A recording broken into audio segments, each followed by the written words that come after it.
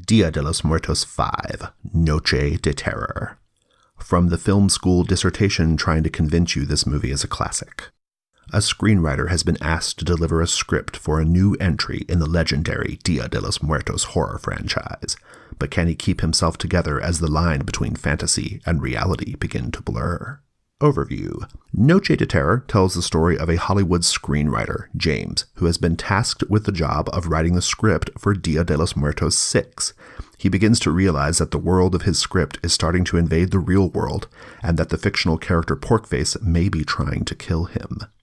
In this game of Choose Your Own Adventure, on a failed roll, you must narrate the first appearance of Porkface in the real world, and then show how she kills James. Enjoy.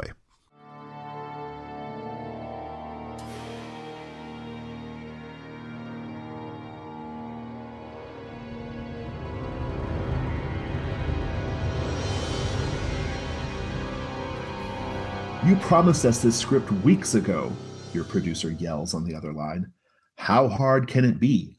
Hot chick goes into woods with boyfriend. Hot chick bangs his brains out. Hot chick is murdered by killer in pig mask. It's just not that difficult. You hang up the phone. He'll get his script when you're damn well ready. You turn back to the scene you were working on, the apartment scene. Sure, the apartment looks just like yours. Same carpet, same leather couch, same poster of John Lennon on the wall. But the audience doesn't need to know that, right? Scene. Allison gets up from the leather sofa to make herself a drink. As she is placing ice in a tumbler, she hears a noise coming from the closet. Wait a second. Did you just hear a noise coming from the closet? No way. What are the chances that the precise moment you are reading about your main character hearing a noise in the closet, you hear a noise coming from your own closet? But there it is again. Some kind of thumping noise. What do you do? If you turn back to the story you've written and continue to read, turn to page 10. If you quietly step over to the closet and put your ear to the door, just to double check, turn to page 5. If you put on some headphones to drown out any distracting noises, turn to page 8. If you decide that it's actually just your roommate and his boyfriend doing that thing again, and you decide to take your laptop and go to the coffee shop, turn to page 45. If you throw up your hands and sigh and realize that this city apartment is just too noisy for you to focus right now under all this stress, take up your friend Brett's offer to relax and focus at his quiet cabin in the woods by the lake and pack your bags. Turn to page 22. I'm going with the cabin. I'm going with the cabin one. That's the only answer. So you pack your bags and you jump in a rental car and head off to the cabin. And as you get closer, you realize what a great idea this was. As you turn off the engine out in front of the cabin at the end of the long, windy dirt road, you hear the birds chirping and the wind rustling peacefully through the trees. And as the sun is setting, you see the light across the lake. And already you just feel the stress melting away. You can tell that you're going to be so productive. You're going to get so much done. So you grab your bag and you head toward the cabin. But as you reach the door, you're suddenly taken aback to realize that the door is wide open. What do you do? If you remember that you saw Deputy Griggs's SUV parked a little ways up the road, turn to page 6. You think maybe the wind or some animal must have knocked the door ajar, and so you just walk up the steps and Let yourself in. Turn to page 20. If, in a fit of inspiration, you go inside, immediately sit down at your laptop and type. Allison sits down in the cabin, having escaped the city noises. ... Turn to page 61. If you decide to circle around the home and look through the windows, investigate this door further, turn to page 11. If you decide to follow the small black pig that just ran past your legs as you were standing in front of the house, around the side of the building, turn to page 55. I'm going to turn to the page with Deputy Griggs. You remember seeing Deputy Griggs's police SUV just a ways up the road. Maybe he parked and yeah, maybe he's inside. Maybe it's a routine thing. Maybe you heard something. I don't know. You walk in, you say, Deputy Griggs, are you in there? There's no response. You step through the threshold of the door and you close the door behind you. Everything is as you left it. Your desk is calling you. You set down your computer, unpack your bag, unaware that the door is opening behind you. But you feel it. The hair is standing up on the back of your neck. And then the squeak. You always knew you needed to put some WD-40 on that door. Because it's a good thing you didn't. Someone's behind you. What do? If you turn and see Deputy Griggs standing there, a concerned look on his face, turn to page 12. If all you can see is all of the curtains in the room waving in the breeze as if someone had just walked by them, turn to page 17. If you breathe in deeply through your nose and smell a strong smell of iron wafting in through the door, turn to page 23. If you slam down the top of your laptop and exclaim, "How can I be writing this trite bullshit?" and storm out of the cafe, turn to page 43. If your concern about the squeaking door behind you is suddenly magnified by the realization that the stuffed boar's head over the fireplace is missing, turn to page 52. Shane, you're up. DC 3. You really need to just figure something else out because this is just not working. So you pay your tab very quickly, walk out of the cafe, you jump in your car, and you're like, fuck it, I'm just driving. And you start driving, and the light starts to fade, it becomes night, and suddenly you look and notice that you are in the desert, and you swear that as you drove along, you saw a circle of people in black robes out in the desert. What do you do? If you pull up besides the circle of people in black and realize that joining your regular LARP group for their special event that they're having out here is the right thing to do, turn to page 22. if you continue driving, because you've written enough horror movies to know that you're fucking crazy if you stop and go back over there in the middle of the fucking night in the desert, a bunch of people worshiping the devil. Next, turn to page 14. If, as your attention is momentarily on gathering in the desert, and you lose sight of the road, and you look back, and there's some kind of large pig in the road that you swerve to miss, wreck your car on the side of the road in the desert. Turn to page 20. If you're just so shook by this that you floor the accelerator and you drive your car straight through the group of robed figures, turn to page 64. If you turn on the radio to try to shake the image of those people out of your head, keep on driving. Turn to page 26.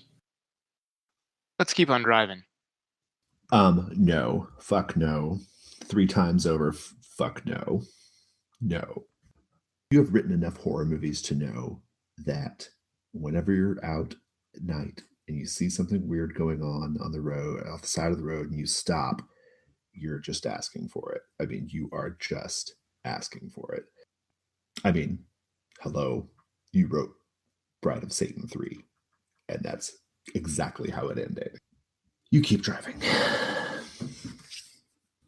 Just feels like you've been driving for a really long time. California desert. Long open stretch of road. You got to be hitting the Blue Hairs in Palm Springs by now. But you haven't. It's all starting to blur together a little bit. It feels like a David Lynch movie almost. Yes. There. Roadside motel. Yes, yes, yes. I'm going for the full Truman Capote experience, you say, as you take the exit. Pull up. Truman Capote did his best work out of hotel rooms and motel rooms. You get out. You go to the front. You ring the bell. No one answers. Is that oinking you hear coming from the office? That's definitely a pig zoinking. What do you do? If you ring the bell at the front desk hard and call out, "Is there anyone here? I want a room." But all you hear is oinking. Turn to page 20. If you reach behind the counter and grab the first pair of keys that you reach and turn to just take yourself a room, turn to page 52. If you walk up closer to the sound to see if you can discern its source, turn to page 63. If you lean your head over just enough to peek at the room behind the front desk where the oinking is coming from, and you see a computer with a glitchy screen with a pig on it, but are then more disturbed by the room being full of avian taxidermy. Turn to page 10. If upon hearing the pig noises and looking around you, you say to yourself, "I've got it. That's the plot twist I need." And you take out your notebook and begin scrambling down notes. Turn to page 48. I want that one. 48. DC5. Your pencil lead breaks. You look around for a pen. There must be one somewhere. You go behind the front desk to look for a pen, and oinking. The pigs seem louder. There's more than one pig sound. You can't tell how many. Are they coming from the room? Through the wall? Must be a pig farmer. No?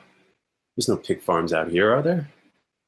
You decide to go outside, and as you approach the room where the pig noises are coming from, What do you do?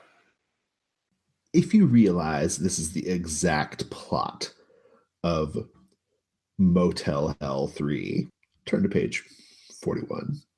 If you grab a pen and start taking notes as you proceed, knowing that this is great material, turn to page 30.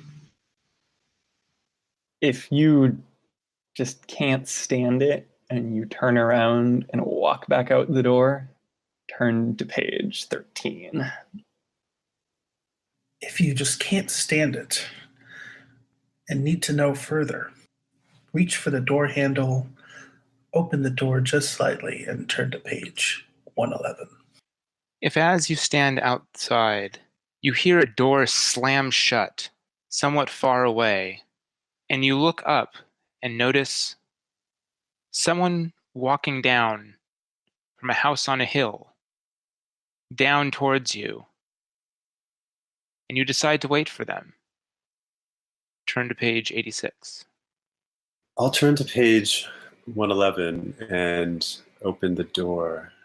You go to reach for the door handle and you wipe your hands on your pants, wipe the sweat off your palms, and then you go to reach for that door handle.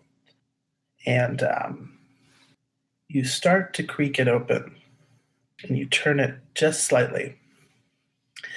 And the sound gets louder. It's definitely oinking and multiple pigs. And just barely cracking that door open, you're overcome by this like huge wafting scent of pig shit. And you almost like gag because of the smell. You open the door and there are rows and rows of pigs in cages. There's light, dim fluorescent like bars of light up here. From outside, what the whole hotel's size would have been, right? It goes on that far. And you just overcome by this cacophony of smell and sound, and you're confused by this distortion of time and space, right? That there's no way it could be this big on the inside. What do you do?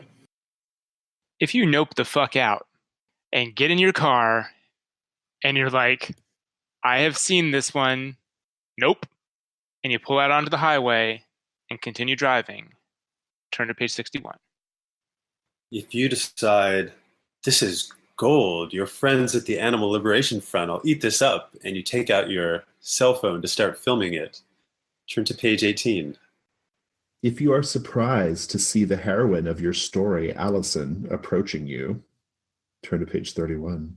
This reminds you of a story that you once wrote, and you know that in that story, there was a girl locked up in the other side of the room. You decide to go see what's over there. Turn to page 90. If you give in to the seemingly endless interior space and walk forward to a deep, dark staircase, turn to page 92, footnote 3. Well, I'm very curious about that footnote, but I think I'm more curious about Allison. You have had way too much time on the road tonight. That woman who's approaching you from this stockyard, that yellow dress, those red shoes, the little blue clutch, that's Allison. What? That isn't. Oh my God. She's getting closer. She smiles and says, this is where a very, very talented screenwriter would reveal that the protagonist is actually Porkface. And she would put her hands in her little blue clutch and pull out a knife and slice open your throat. Are you a very good screenwriter? Would you have thought of such a plot twist, James? She opens up her blue clutch, reaches in, and pulls out a compact. No, you're not, she says, as she fixes her makeup. You need to run, James. She's almost here. She's almost here. I managed to get away, but I don't think you're going to be so lucky. And you find yourself back on the road. That long, long road. Jesus Christ, you need to stop. You really need to stop. How much longer can you go? What do you do? You pull over the side of the road down a long dirt road that leads to a cabin that seems a lot like the one you'd written out before. Turn to page 10. If you just pull off the side of the road, set your seat back as far as it can go, and try to get a little bit of sleep, turn to page 19. If you start to feel your eyelids getting heavy and drooping, you decide you need to turn on the radio to try to keep yourself awake. Turn to page 108. If you pull over to the side of the road to comply with the police officer in the car behind you, whose lights are going, even though you don't think you've been speeding, turn to page 86.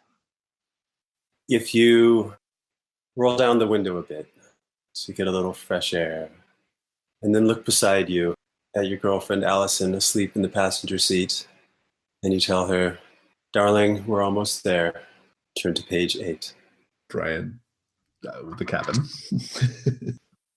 Turn down this road thinking maybe you'll just pull over somewhere and close your eyes for a little bit. So you're going down the dirt road looking for a good spot to pull over, but it dead ends at this cabin in the woods. And you immediately recognize that this the one that you had in your mind when you were describing cabin in your story. It strikes you as odd. You decide to get out of your car, and as you approach the cabin, you notice the door ajar, just like your story. This can't be coincidence. Am I hallucinating? Am I that tired? You decide to walk up into the cabin and let yourself in. It's exactly as you had described it. Slowly make your way from room to room, becoming increasingly horrified. And you find yourself at the desk, looking down at the computer that you didn't put there, but it's got your story written in it. And at that moment, you hear a creak from behind you. It's the door creaking. What do you do? Turn and close and lock the door. Turn to page 113.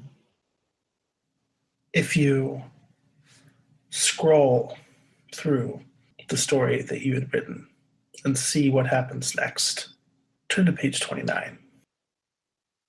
If you turn and look towards the door and see a tired, exhausted you walking through the door, turn to page 22. If you decide the creaking of this old house is something to get to later, but right now it's more important that you return Deputy Griggs' call from earlier this afternoon, turn to page 8. If you turn to see Allison, the woman who is writing Dia de los Muertos 6, turn to page 7. Let's turn to see Allison. DC's 9. Ugh. Okay. You turn and you see Allison again. That seems wrong. That's not how this is supposed to go at all. Allison steps forward and says, "Oh, imagine if you came into the cabin and realized that the character you've been writing this whole time was actually the author, and you're the character. She holds up her blue clutch, opens it, and says, "That would be some plot twist." She reaches her hand in, lets out a loud, terrible squeal, and whips out a knife and slashes your throat. Pork face! Pork face! All right, let's go with scrolling through the story. I'm going to go ahead and give it to you, Shane, because you sound like you have a pretty good idea. So if you had something in mind, I want you to take it. All right. So you scroll down and you see that it says that the author looks back at the squeaking door and sees himself coming in. And then it just trails off. There isn't any more typing. And you turn and look.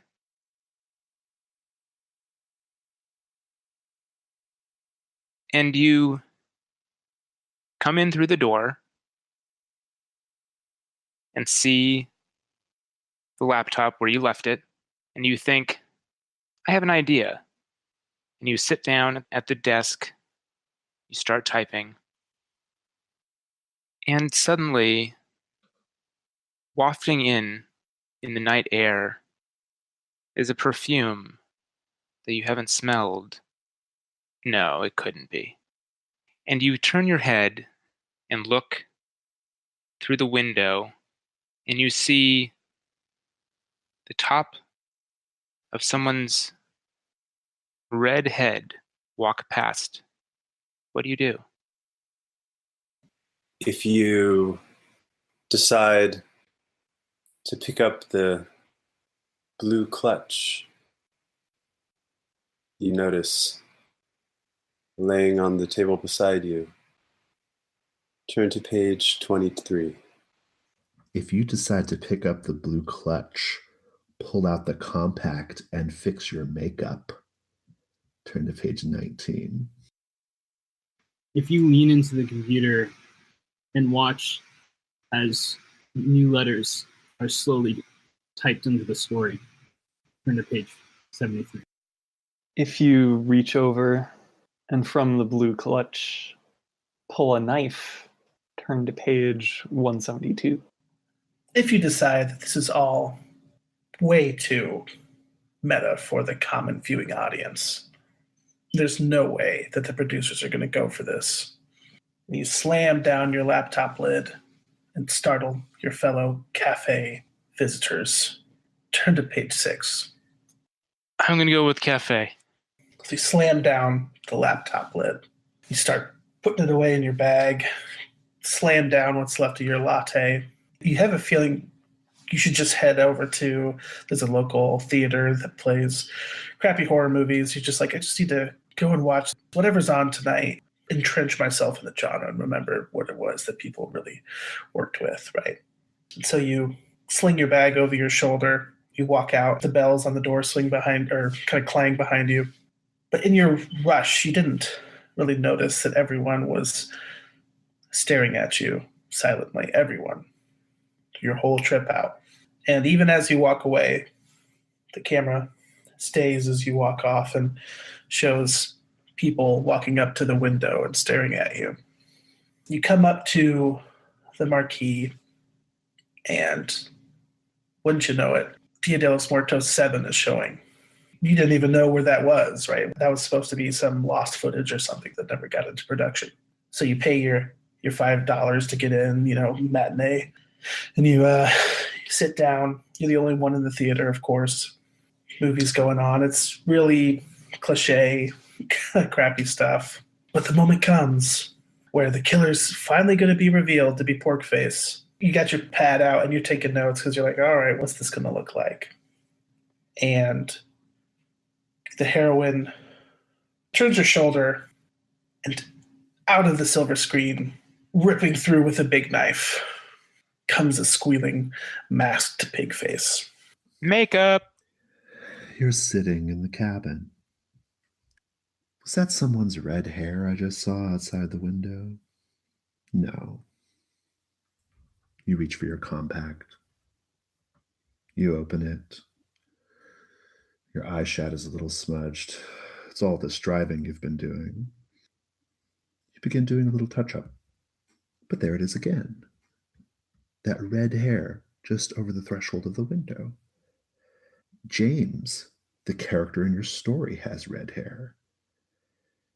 You snap the compact shut. You go, creep carefully to the door. Whoever it is, you hear breathing.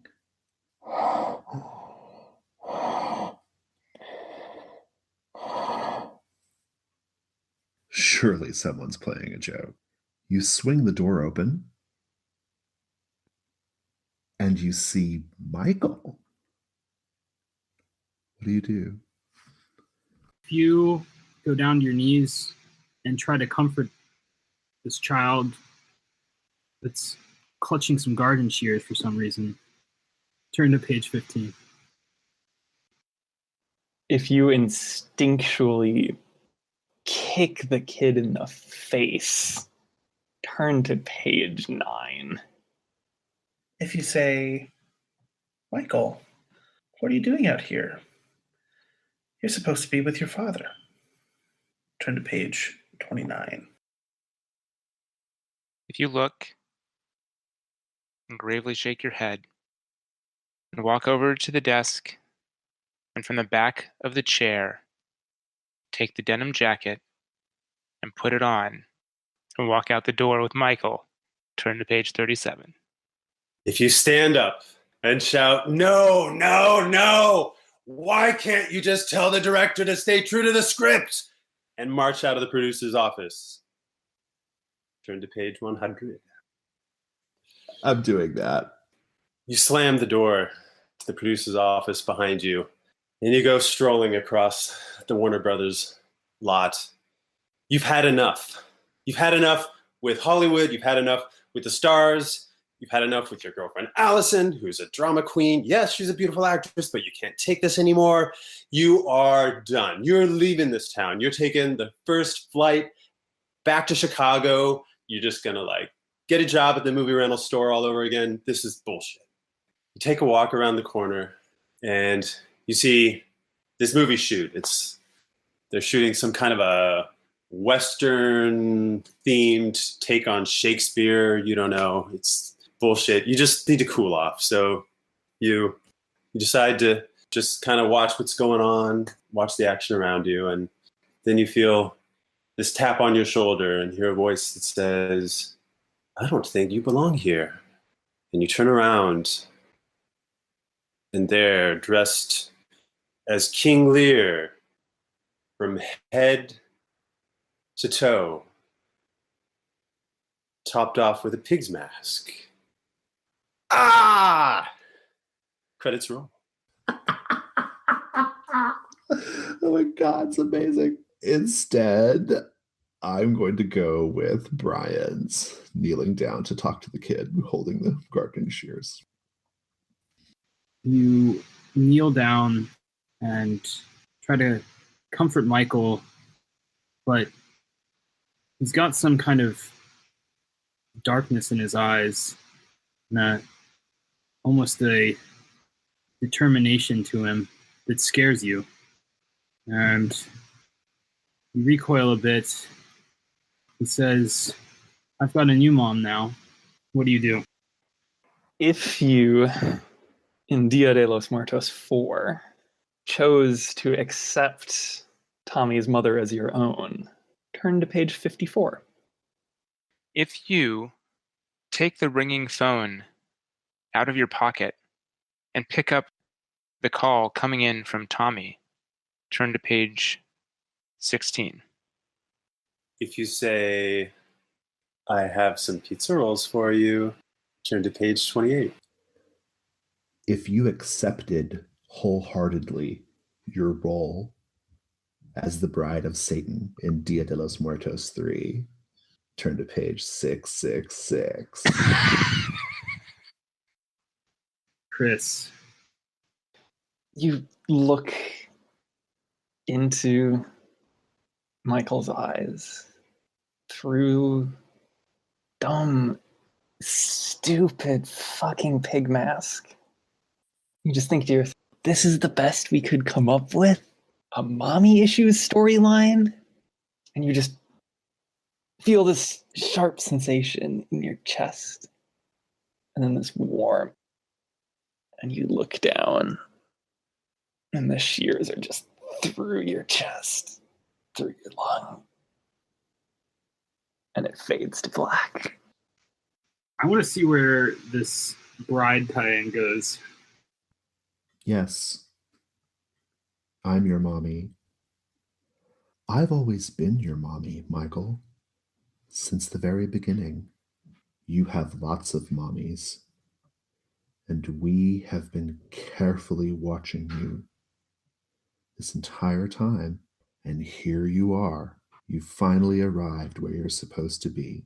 I'm going to take your hand and I'm going to lead you into a back room where I'm going to show you something very special. Would you like that? Michael nods. And you take his hand. You go to the back of the cabin. You open the door. You both look at the red-headed man tied to the ground inside the circle outlined with candles and lavender ash. This is James. He's going to be the first, but certainly not the last. I'm going to close the door, Michael, my sweet child. And then I want you to do whatever comes naturally.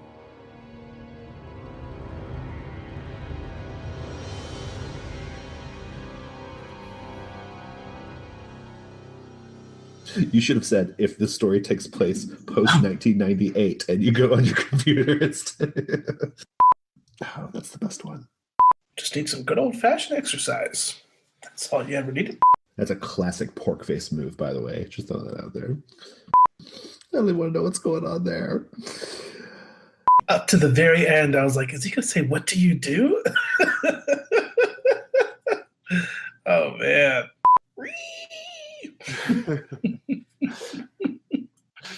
I got a 12. I love it.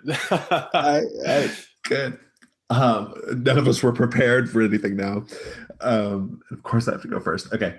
The director keeps trying to insert this puke thing into the movies, and we're not having it. That was a fail, by the way. The violence is going to happen. Like he just wants Totino's pizza rolls. I don't think he cares about mom. Well, yeah. She's a pizza roll vehicle. She's a vehicle for a pizza roll delivery vehicle. Yeah. If you call out, Tommy, are you hiding in the closet again? Turn to page 3. Why'd I give an option? I was the reader. It felt right then. I'm up. I want to know more about that. Makeup. Makeup. I sense an angry laptop slam coming up.